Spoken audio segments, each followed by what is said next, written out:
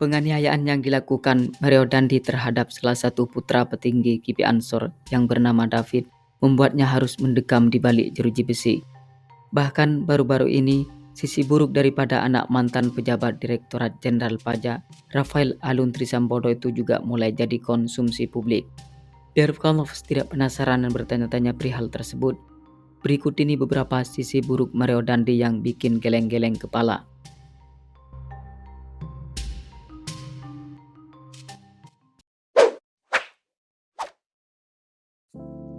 Mobil Rubicon yang selalu dipamerkan bukan milik ayah Dandi. Mario Dandi diketahui sering memamerkan barang-barang mewah di akun sosial miliknya, yang salah satu diantaranya adalah mobil Rubicon yang harganya terbilang fantastis. Namun setelah ditelusuri rupanya mobil tersebut bukan milik ayah Dandi. Dilansir dari tv1news.com bahwa Rubicon yang sering dibuat gaya-gayaan oleh Mario Dandi itu merupakan milik daripada kakak sang ayah.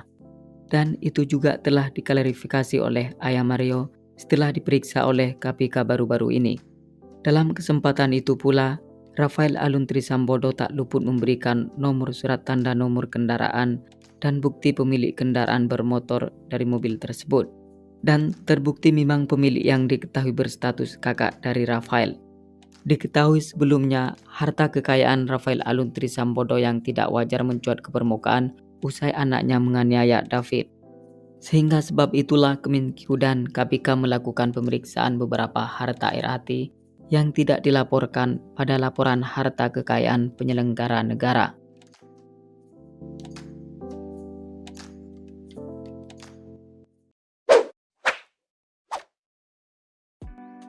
Dituding tidak pernah bayar tol saat pakai Rubicon.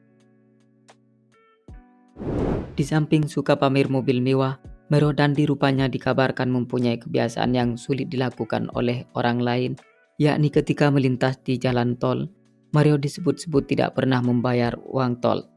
Fenomena yang kurang terpuji itu disampaikan langsung oleh teman dekatnya yang bernama Sunny Lucas.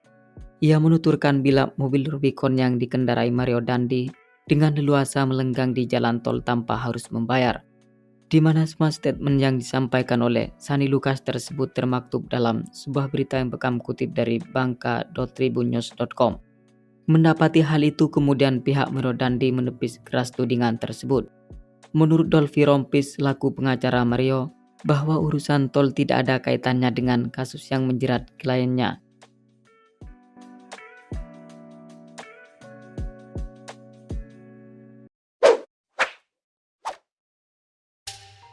Ngebut bawa Harley Davidson di depan rumah warga. Keluarga Mario Dandi rupanya punya rumah di daerah Umbul Harjo, Yogyakarta. Dan pada saat anak ex pejabat pajak tersebut tinggal di sana, sang tetangga menuturkan bila anak muda itu melakukan tindakan yang meresahkan warga lantaran ketika melintas dengan sepeda Harley Davidson di depan rumah warga tanpa permisi, bahkan mengendarai motornya dengan kecepatan tinggi.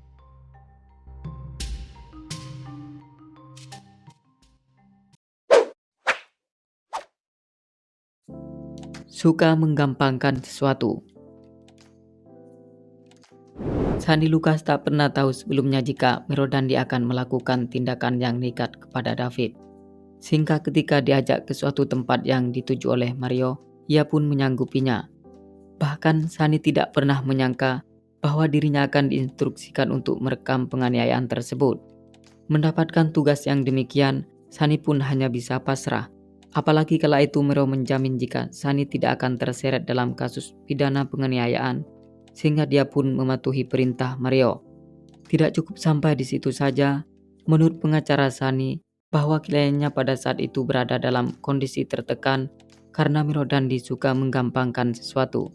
Dan menurut berita yang Bekam kutip dari megapolitan.kompas.com, bila ada faktor lainnya yang membuat Sunny Lucas manut perintah Mario, yaitu karena takut terhadap sosok Mario. Sebab ayah Mario yang diketahui merupakan seorang pejabat membuat nyalinya jadi ciut.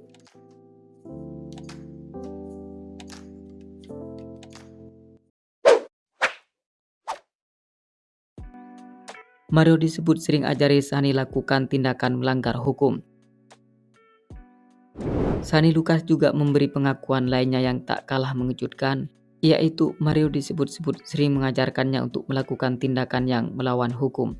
Hal itu senada dengan berita yang Bekam kutip dari pikiranrakyat.com bahwa Mario memang membawa dampak buruk terhadap keberlangsungan hidup Sani dengan diajarkannya melakukan tindakan melanggar hukum, yang mana salah satu di antara tindakan dimaksud adalah mengajari si Sani caranya tidak membayar lewat tol.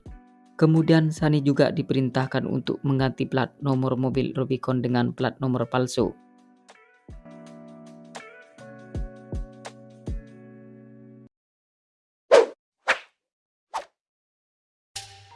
Mario Dandi disebut suka ngutang.